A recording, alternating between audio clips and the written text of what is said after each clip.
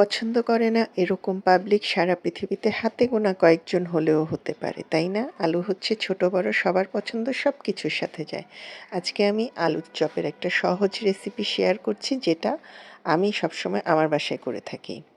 তো সেজন্য প্রথমে পেঁয়াজ বেরেস্তা করে নিয়েছি, আলু সিদ্ধ করে ম্যাশ করে নিয়েছি, পুদিনা এবং ধনেপাতা একসাথে দিয়ে নিয়েছি। আর আলুর চপটা হচ্ছে এমন একটা মজার ব্যাপার, মজার খাবার, যেটা ইচ্ছে মতো যে যেভাবেই বানায় সেভাবেই ভালো লাগে। দিয়েছি সামান্য সরিষার তেল, এটা অপশনাল, চাইলে স্কিপ করতে পারো, আর স্বাদ মতো লবণ। আবারও বলছি, সরিষার তেলটা যদি মন না চায় স্কিপ করতে পারো। আমাদের এর ফ্লেভারটা আলুর চপে ভালো লাগে বলে আমরা একটু সরিষার তেল দিই মাখানোর সময়।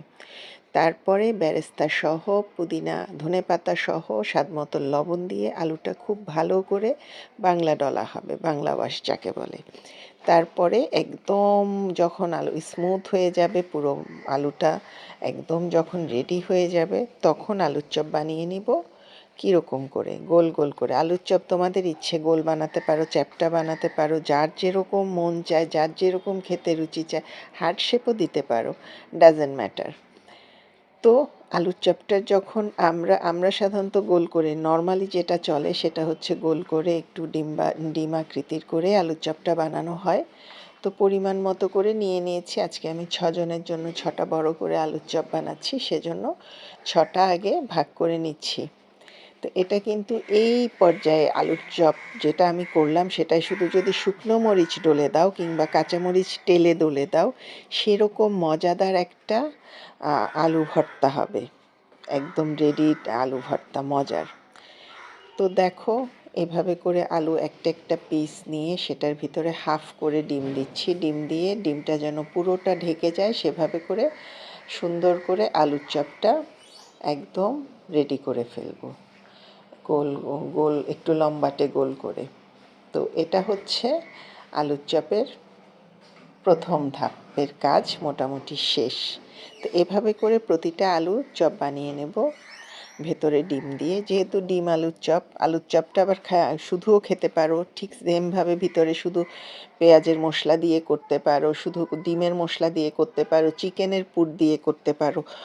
অশেষ রকমের আছে, মানে শেষ সীমাহীন, যেটা ইচ্ছা সবজির পুর দিয়ে করতে পারো। এরকম আলুর চপ যে কোনো পুর ভেতরে দিয়েই মজা লাগে আলুটা, যে কোনো পুর। আবারও বলছি, চিকেন দিতে পারো, বিফ দিতে পারো, ভেজিটেবল দিতে পারো, শুধু পেঁয়াজের মশলা করে দিতে পারো, ডিম শুধু ভেঙে ডিমটা করে দিতে পারো। তো এভাবে আমি আজকে ডিম চপ করছি, সিদ্ধ ডিম হাফ করে দিয়ে। তো রেডি হয়ে গেল আমার মোটামুটি 6টা বলেছি, 6টা আলুর রেডি। এখন আমার একটা ডিম লাগবে আলুর চপটা ডিমে চুবিয়ে ডিপ ফ্রাই করার জন্য। একটা ডিম আমি ভালো করে ফেটিয়ে নিয়েছি, তারপর ডিমের মধ্যে চুবিয়ে আলুর চপটা একটা একটা করে ভেজে তুলব।